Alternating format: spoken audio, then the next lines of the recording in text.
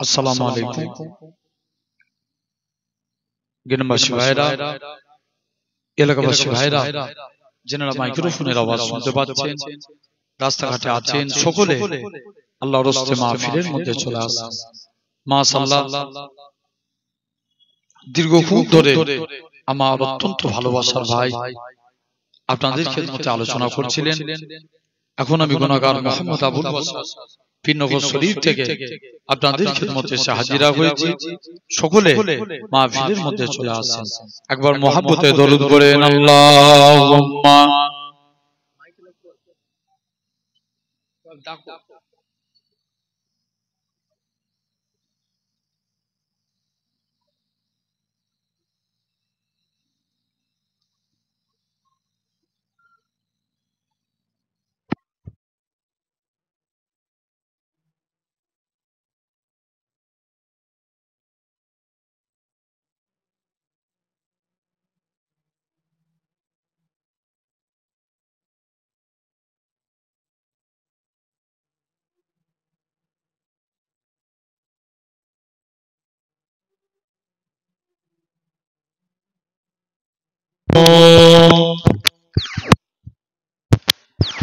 ونؤمن بك ونتوكل عليك ونعوذ بالله من شرور أنفسنا ومن سيئات أعمالنا من يهده الله فلا مضل له ومن يضلل فلا هادي له ونشهد أن لا إله إلا الله وحده لا شريك له ونشهد أن سيدنا وحبيبنا ومولانا محمدا عبده ورسوله أما بعد فيا أيها الغادرون رحمكم الله إن الله وملائكته يصلون على النبي يا أيها الذين آمنوا صلوا عليه وسلموا تسليما اللهم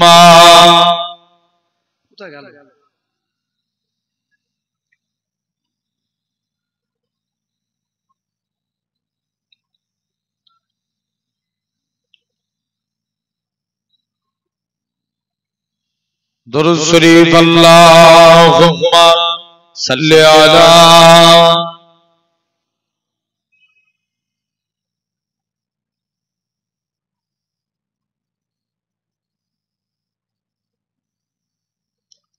तुम सिर्फ बसर हो या नूर खुदा हो, तुम आखिर क्या हो या नबी, तुम आखिर क्या हो। जोरे बोलें ना सुभान अल्लाह, একটু জোরে হবে না।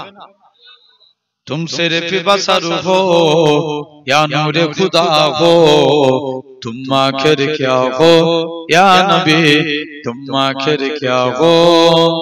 कुरान भी तुम्हारा खुद मदह सरा हो, तुम आखिर क्या हो या नबी, तुम आखिर क्या हो। अल्लाहुम्मा মাইকালাকে ডাকে তো গেল।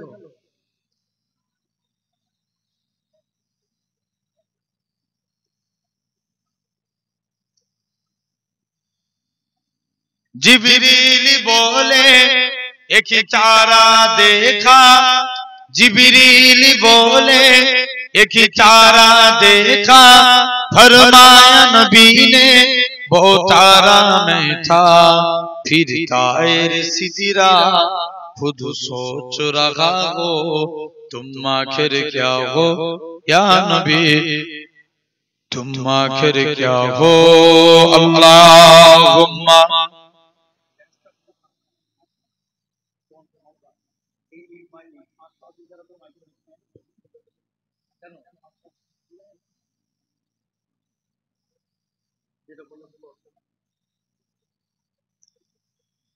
और शम्से के चेहरा और लाइले के जुल्फे और शम्से के चेहरा और लाइले के जुल्फे और नज्म के दंदा माजा के आंखें कुरान के सिपारों मैं जुल्वा नुमा हो तुम आखिर क्या हो या नबी तुम आखिर क्या हो तुम सिर पे बसर हो या नूरे खुदा हो तुम आखिर क्या हो या नबी तुम आखिर क्या हो है तुमको सजर ने आंखों में सजाया और इसके तुम्हारा दिल में बसाया तुम आंख की ठंडा तुम दिल की जिला हो तुम आखिर क्या हो या नबी तुम आखिर क्या हो अल्लाहुम्मा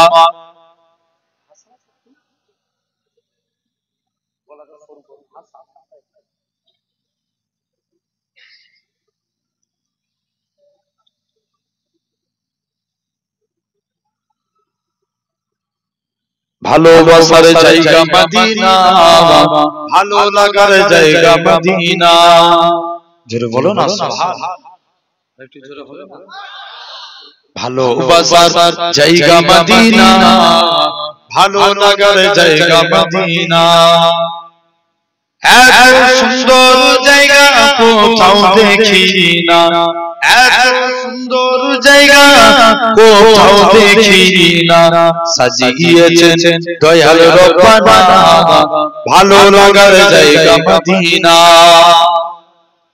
আরেকটু এটা ভাঙরের আওয়াজ জোরে বলো সুবহানাল্লাহ ভালোবাসার জায়গা মদিনা ভালো লাগার জায়গা মদিনা একদিন খবরে যাব কেউ তো যাবে না একদিন খবরে যাব কেউ তো যাবে না যাবে আমার সাগে মদিনা ভালো লাগার জায়গা মদিনা ভালোবাসার জায়গা মদিনা ভালো লাগার জায়গা মদিনা আমাদের জীবনে অনেক বেশি গুনাহ আমাদের জীবনে অনেক বেশি গুনাহ তাই হাবিবের কদম ছাড়ব না ভালো লাগার জায়গা মদিনা তুমি বলো না ভালোবাসার জায়গা মদিনা ভালো লাগার জায়গা মদিনা আল্লাহুম্মা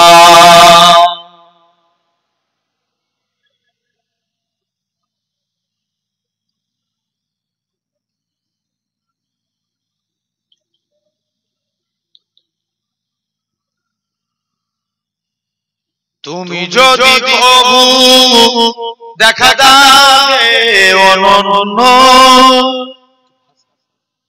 তবে হবে হবে জীবন আমার গো ধন্য জোরে বলো না আরেকটু জোরে হবে না তুমি যদি প্রভু দেখা দাবে অনন্য তবে হবে হবে জীবন আমার গো ধন্য কাটাতে পারি লক্ষ কোটি বছর দুঃখের ঝরনা দাদা হে নয়নে ওঝর পাই যদি দেখা সামান্য তবে হবে হবে জীবন আমার গো ধন্য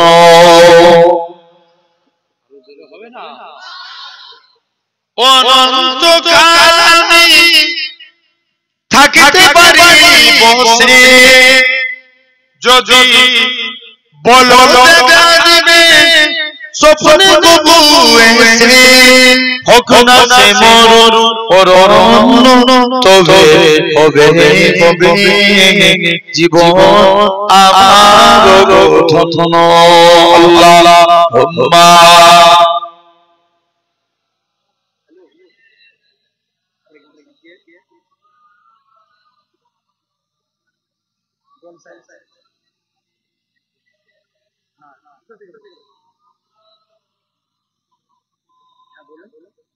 दुरूद शरीफ अल्लाहुम्मा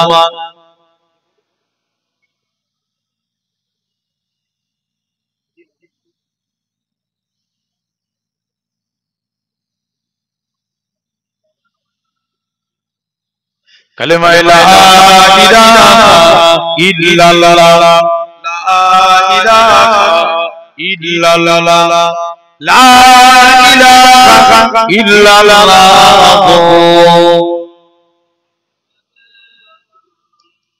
ला मक़सूदा इल्लल्लाह ला मक़सूदा इल्लल्लाह ला मक़सूदा इल्लल्लाह ला मक़सूदा इल्लल्लाह ला मक़लूबा इल्लल्लाह ला महबूबा इल्लल्लाह ला इलाहा इल्लल्लाह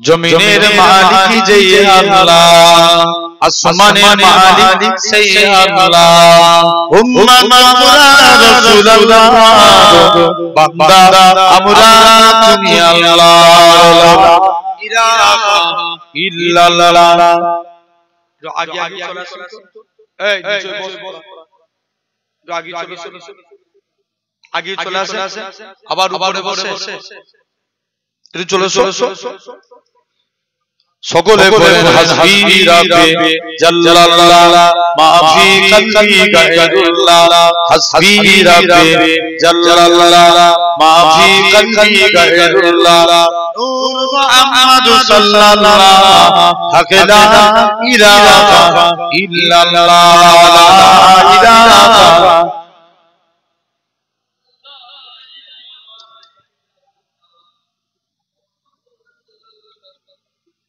قال الله تعالى في كلام المجيد والفرقان الحميد ولمن خاف مقام ربه جنتان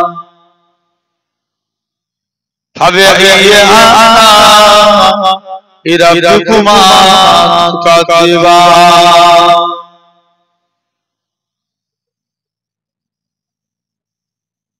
وقال الله تعالى في كلام المجيد والفرقان الحميد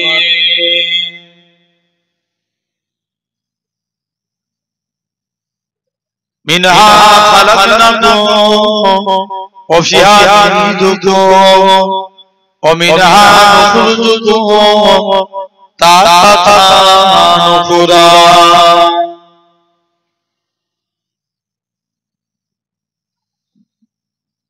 وقال رسول الله صلى الله عليه وسلم ردوا ربي في ردوا لدي وسكتوا ربي في سكتوا لدي प्यारे हाजिरान उपस्थित এই মাহফিলে বসে থাকা বয়োজ্যেষ্ঠ মুরুব্বিয়ান চাচাজান সমবয়স্ক যুবক তরুণ ভাইরা পর্দা আড়ালে উপস্থিত আমার মা ও বোনেরা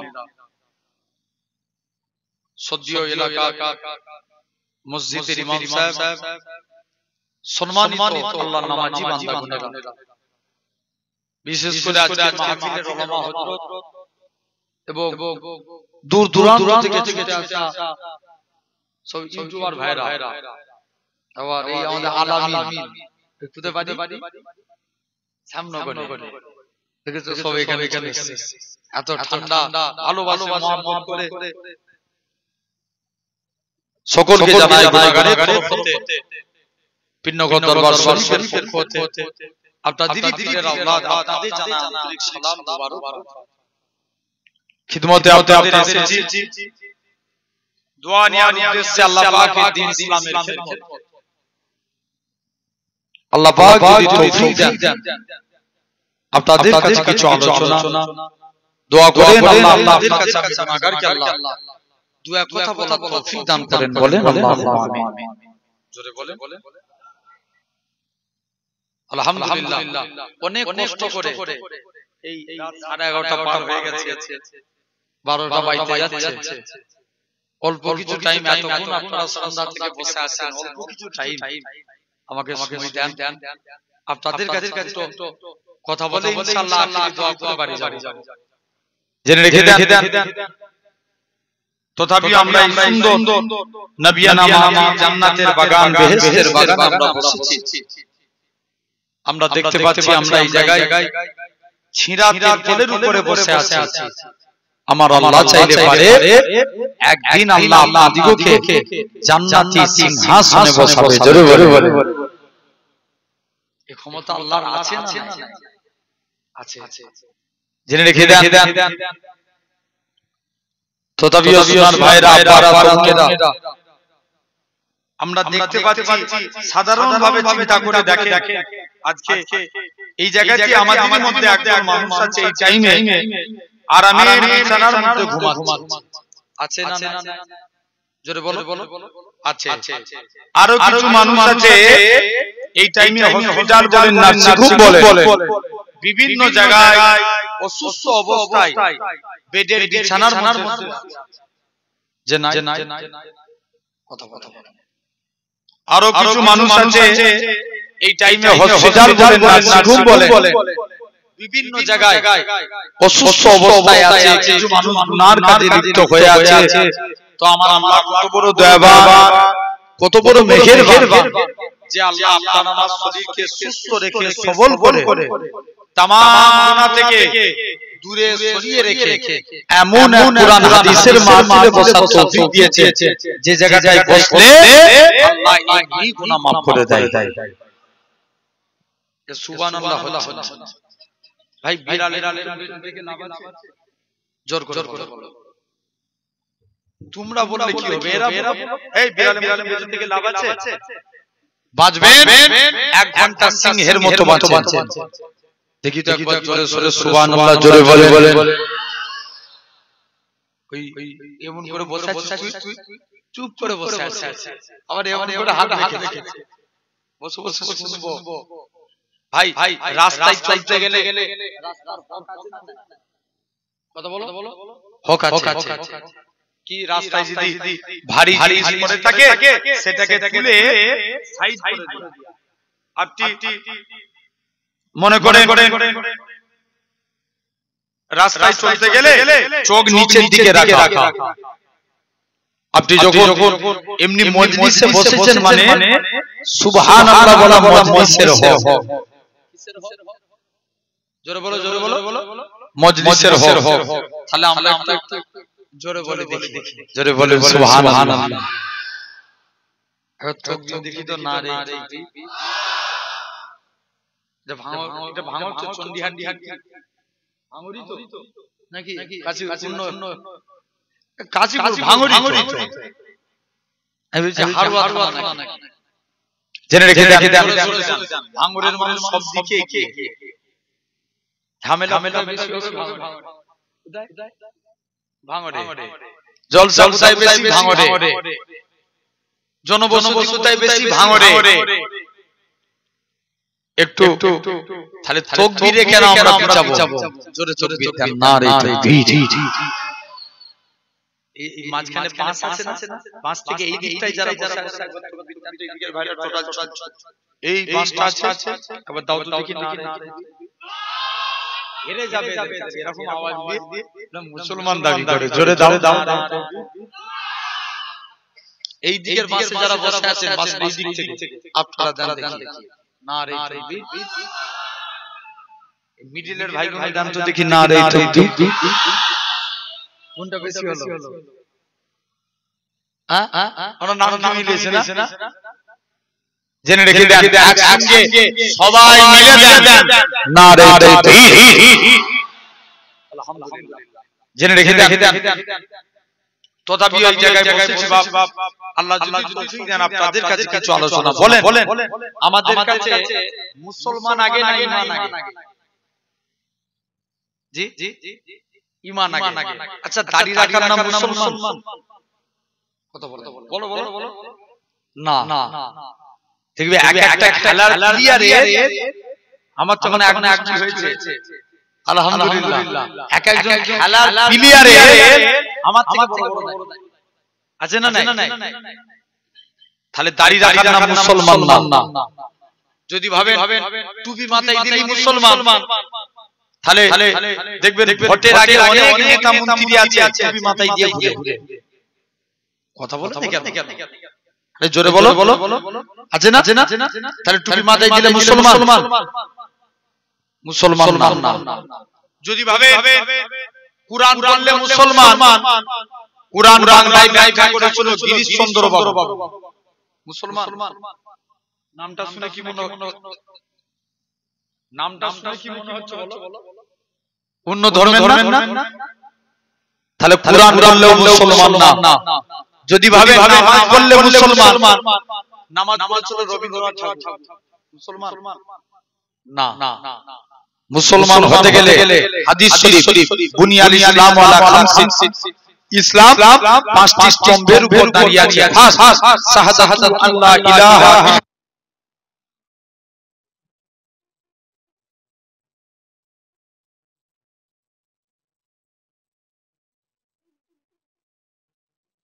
আল্লাহর রাসূল ও মানা বলে। জেনে রেখে দেন।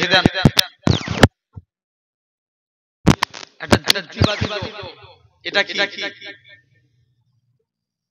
কথা না বললে আল্লাহ কাদেরকে তার, এটা তার। আচ্ছা, এটা নিচে ঢুকবে, এই তার যাবে না। এক যুক্তিবাদী লোক বলছে একটা মোটা পারা দড়ি, একটা লোককে বুঝাচ্ছে এই মোটা দড়ি সূচের ভিতরে যাবে। একটা মাতালের কথা গেছে, মাতাল বলছে ওরে খাপা শোন, আল্লাহ চাইলে পারে সূচের মধ্যে হাতি গলিয়ে দিয়ে, জোরে বলে পারে না? দেখে পারে আল্লাহ। জেনে রেখে দাও। তথাপিও আমার ভাইরা, আপনারা তরুণেরা, তাহলে আল্লাহ ইচ্ছা করলে সব পারে, সব পারেন আমার আল্লাহ। মন দিয়ে শুনেন এরকম ভাবে, তাহলে আপনাকে আমাকে এই দুনিয়া একদিন সবাইকে ছাড়তে হবে, হ্যাঁ কি না? এই দুনিয়া ছাড়তে হবে না? দুনিয়া একদিন সবাইকে ছেড়ে দিতে হবে। আমরা দুনিয়ায় একদিন সবাই চলে যাব, মরণ থেকে কেউ রেহাই পাবে না। আমরা আগেকার যুগের মুরব্বিরা তো জানতো যে আমরা মরবো, এখন যুবকরা ভেবে নিয়েছে আমরা মরবো। কথা বলো, আরে হ্যাঁ না বলো। এখন যুবক অধিকাংশরা ভেবে নিয়েছে আমরা মরবুনি বলে। জেনে রেখে দেন ভাই, আল্লাহ কি নিয়ামত দেখান, মন দিয়ে আমার দুনিয়ার কথা ভুলে যান। এখানে বলেছেন মন দিয়ে শুনেন। আল্লাহ এরকম কিছু নিয়ামত দেখান। কুরআন শরীফে নাজমুস সাদাত নোয়া হুজুর পীর কেবলা রাহমাতুল্লাহ আলাইহি হুজুর একদিন 25 বছর আগে ইন্তেকাল হয়েছে। কত বছর? 25 বছর পর নাজমুস সাদাত নোয়া হুজুর পীর কেবলা 25 বছর পরে তার বড় ছেলে বাকিবিল্লাহ হুজুর ইন্তেকাল করেছে। কে? বাকিবিল্লাহ হুজুর। এখন দাদা হুজুর কেবলার মাজারে জায়গা স্পট না, হ্যাঁ কি না? অনেক জায়গা স্পট।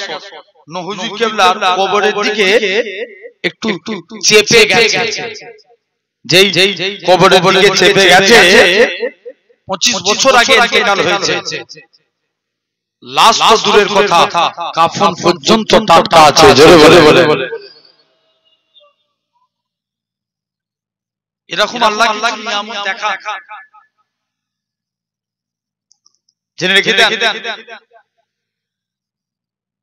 এরকম আরো একটা কবরস্থান ঘেরা হচ্ছে, কবরস্থান ঘিরতে ঘিরতে পাঁচি দিয়ে ঘিরে না কবরস্থান ঘিরতে ঘিরতে এক সাহাবীর লাশ বেরিয়ে গেছে ১৫০০ বছর আগে।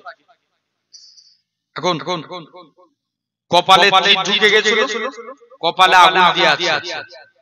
যেই কপাল থেকে আগুন সরিয়ে দিচ্ছে তৎক্ষণাৎ আপনার কি বলে যেই আগুন সরিয়ে দিচ্ছে তৎক্ষণাৎ দেখতে পাওয়া যায় আপনার ফিটকিরি দিয়ে রক্ত বার হচ্ছে। জোরে বলো। আল্লাহ এরকম কিছু নিয়ামত দেখান বান্দা, তারপরেও তোরা আমি আল্লাহ আমার রাস্তায় ফিরে আয়। আবার এমনও কিছু নিয়া আল্লাহ এমন দেখান ভয়ঙ্কর জিনিস। এক বান্দা কবরে মাটি দিতে গেছে, দেখবেন অনেকের বুক পকেট থাকে না, বুক পকেটে ডকুমেন্টস ছিল, দেখবেন আপনি বুক পকেটে এই যে ফোনটা রেখেছেন, বুক পকেটে যখন হেড হবেন একটু যদি লুজ পকেট হয় পড়ে যাবে না। ও বান্দা মাটি দিতে দিতে আপনার ওর কিছু ডকুমেন্টস, আইডেন্টি কার্ড, এরকম কিছু ডকুমেন্টস কবরের ভিতরে পড়ে গেছে। চিন্তায় পড়ে গেছে, উপায় কি আছে? যেই পড়ে গেছে কবরের ভিতরে দেখতে পাওয়া যায় বান্দা টেনশনে পড়ে গেছে। যাই আজকে দিন আমার উপায় কি আছে দেখি। বান্দা কবরে সে তার খোঁজ পড়লো যে কবরেই আমার ডকুমেন্টস পড়ে গেছে। কবর থেকে এসে ইমাম সাহেবকে যে বলছে, ইমাম সাহেব মনে হচ্ছে আমার ডকুমেন্টস গুলো সব কবরের ভিতরে পড়ে গেছে। ইমাম সাহেব বলছে, যাও আজকে তুমি এখান থেকে চলে যাও।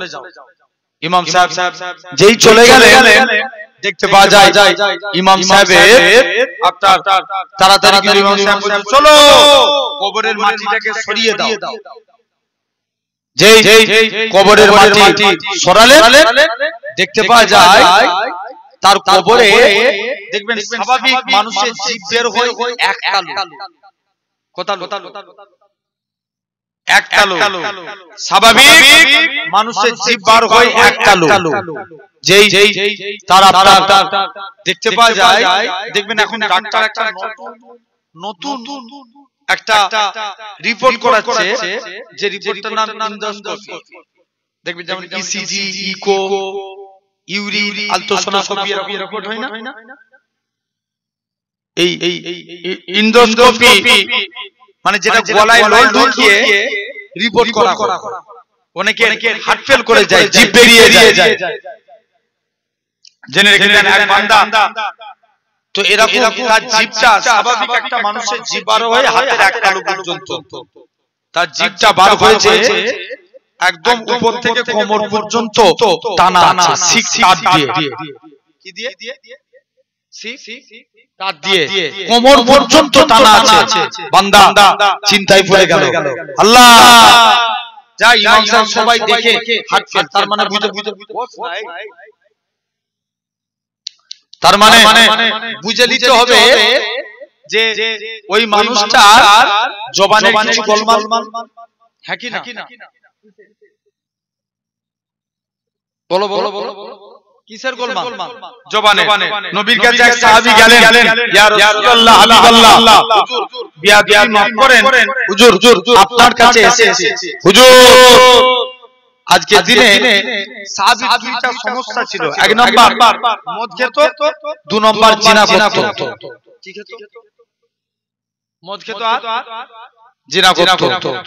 নবীর দরবারে গেছে, নবীকে যে বলছি ইয়া রাসূলুল্লাহ হাবিবাল্লাহ, হুজুর আমি মদ পান করতাম হুজুর, আমি দিনে এসেছি বলে না কিন্তু হুজুর আমি ভালো হতে চাই, আমাকে আমল করুন। আল্লাহ নবী বলেছে, বাবা তুমি ভালো হবে, যাও ওয়াদা করো আমি মুখ দিয়ে যে কথা বলি এটা আমার, আমি জবান দিয়ে কোনোদিন মিথ্যা কথা বলবো না। মিথ্যা কথা বলবো না।